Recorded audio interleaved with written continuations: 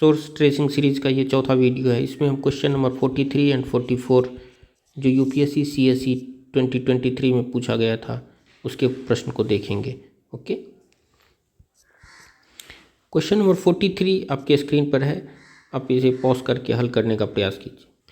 Question number 23 में पूछा गया है कि in India which of the following can trade in corporate bonds and government securities, and आपके पास 3 ऑप्शन दिए गए हैं, insurance companies, pension fund and retail investors. Okay, इस क्वेश्चन को पूछने के पीछे मेन रीजन था आरबीआई ने 2021 में RBI retail direct scheme launch किया था, रिटेल डायरेक्ट। ओके, और आरबीआई रिटेल डायरेक्ट 2023 में भी पूरे साल न्यूज में रहा था। अब हम थोड़ा समझ लेते हैं कि आरबीआई रिटेल डायरेक्ट क्या था।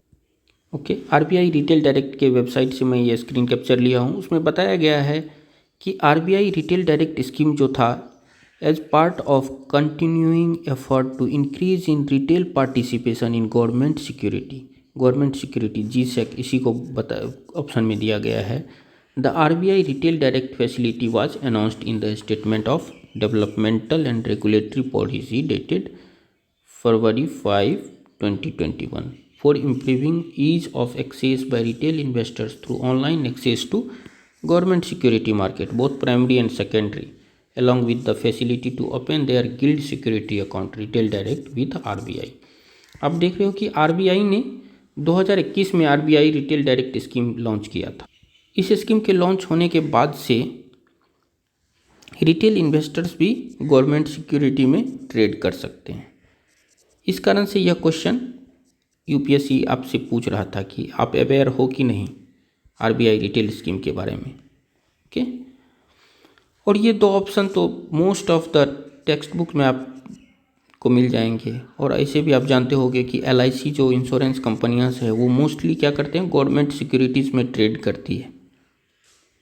तो इस तरह से आपका तीनों ऑप्शन सही होगा। तो इसका मुख्य सोर्स आप मान सकते हो कि न्यूज़ या current affairs plus standard text book. Okay, अब क्वेश्चन नंबर 44 को देखें। क्वेश्चन नंबर 44 बेसिक्स नॉलेज पर आधारित क्वेश्चन है। इसमें आपसे पूछा गया है दिए गए ऑप्शन से कि कौन सा इसमें फाइनेंशियल इंस्ट्रूमेंट्स है, यानी कि वित्तीय लिखत या इंस्ट्रूमेंट माना जाता है। किसी भी स्टैंडर्ड बुक में आप फाइनेंशियल इंस्ट्रूमेंट के बारे में पढ़ सकते हैं। फाइनेंशियल इंस्ट्रूमेंट क्या होता है, तो financial instruments are intangible assets. Intangible क्या होता है, जैसे कि सोना आपका टेंजेबल हुआ, लेकिन इंटेंजेबल आपके पास जो कोई एक डॉक्यूमेंट्स है या आपके पास जो चेक है वो क्या है, इंटेंजेबल एसेट्स है। ओके, तो यही बता रहा है कि financial instruments are intangible assets which are expected to provide future benefits in the form of claim to future cash। Okay, जैसे बैंक में आपने फिक्स डिपॉजिट किया है और उसने फिक्स डिपॉजिट का एक आपको रिसिप्ट दिया हुआ है जो कि अगले 5 साल के बाद आपके मान लीजिए 1 लाख रुपये का 1,20,000 देने वाला है। तो ये क्या है, फ्यूचर में आपको कैश देगा।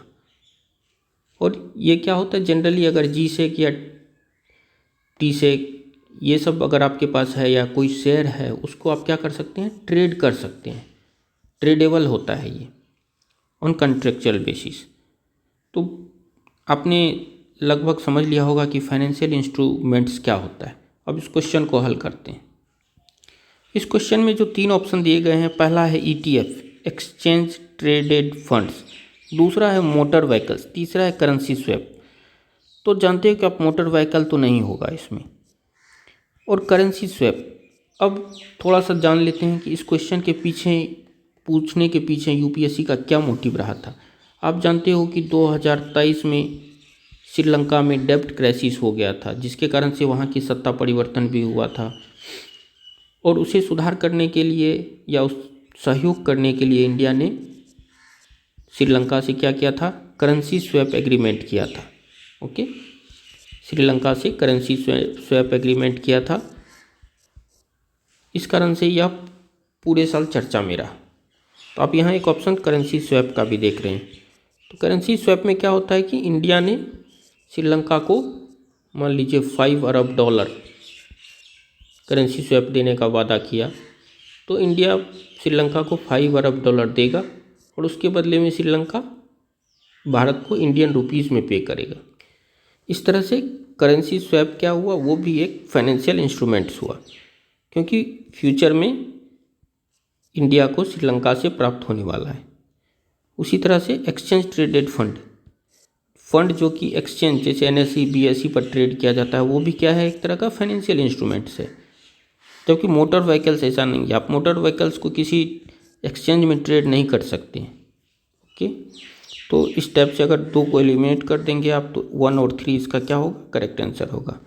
इसका मेनली सोर्स क्या है, न्यूज़ है और बेसिक बुक्स। Thank you.